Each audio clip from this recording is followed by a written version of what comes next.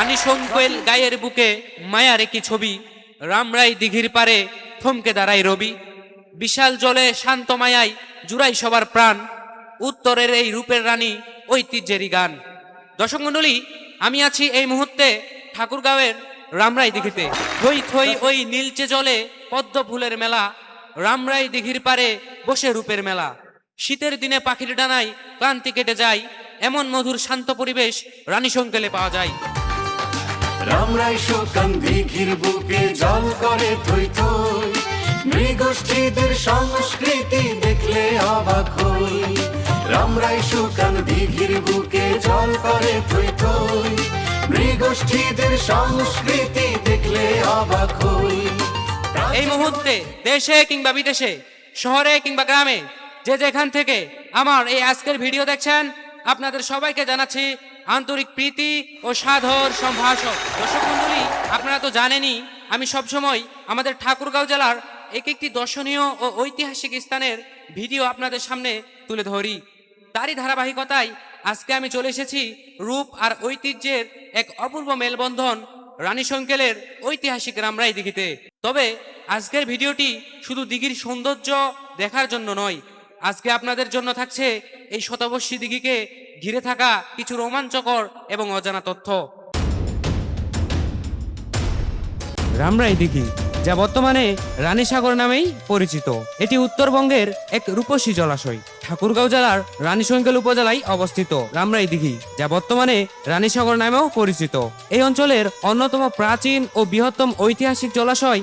প্রায় 42 একর বিশাল আয়তনের এই দিঘিটি তার বুক ভরা জলরাশি, চারপাশের সবুজ প্রকৃতি এবং শীতকালীন অতিথি পাখিদের কলকাকলির জন্য উত্তরবঙ্গের একটি জনপ্রিয় পর্যটন ও পিকনিক স্পট হিসাবে পরিণত হয়েছে।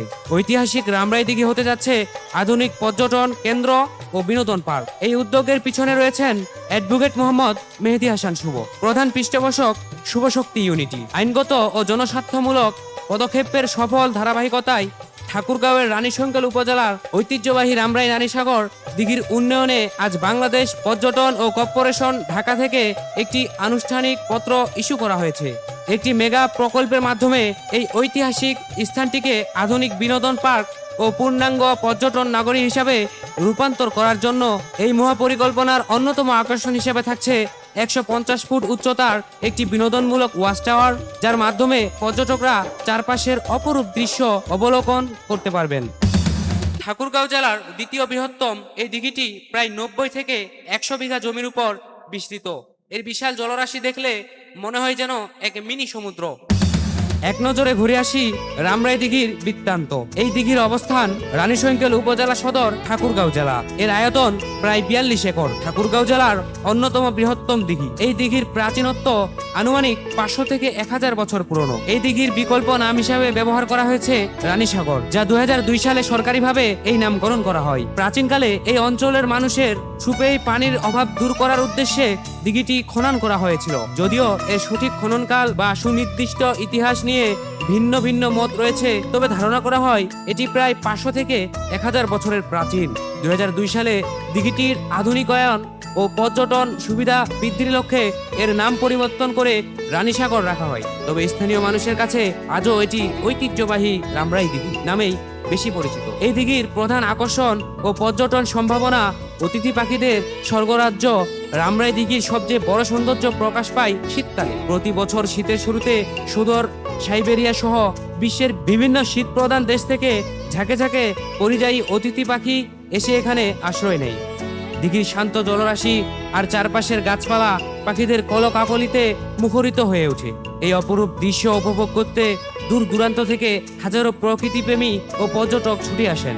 এই দিঘির চতুর্পাশে রয়েছেন বিনোদন ও পিকনিক স্পট। বিশাল এই দিঘির চারপাশ সবুজ গাছে ঘেরা, যা দর্শনার্থীদের এক স্নিগ্ধতা ও শান্ত পরিবেশ উপহার দেয়। শুধু প্রাকৃতিক সৌন্দর্যই নয়, বর্তমানে এটি স্থানীয় ও জাতীয় পর্যায়ের একটি অন্যতম জনপ্রিয় বিনোদন পার্ক এবং পিকনিক স্পট। বর্তমানে এটি স্থানীয় ও জাতীয় পর্যায়ের একটি অন্যতম জনপ্রিয় বিনোদন পার্ক এবং পিকনিক স্পট হিসাবে সমাদৃত। পরিবার ও বন্ধুদের নিয়ে সময় কাটানোর জন্য এটি একটি চমৎকার স্থান। আপনি যদি পাখির কিচিরমিচির আর ডানা ছাপটানোর নান্দনিক দৃশ্য দেখতে চান, তবে নভেম্বর থেকে জানুয়ারি মাসের মধ্যে শীতকালে রামরাই দিঘি ভ্রমণের সেরা সময়। আপনি চাইলে দেশের বিভিন্ন জায়গা থেকে এই রামরাই দিঘিতে অবস্থান করতে পারেন।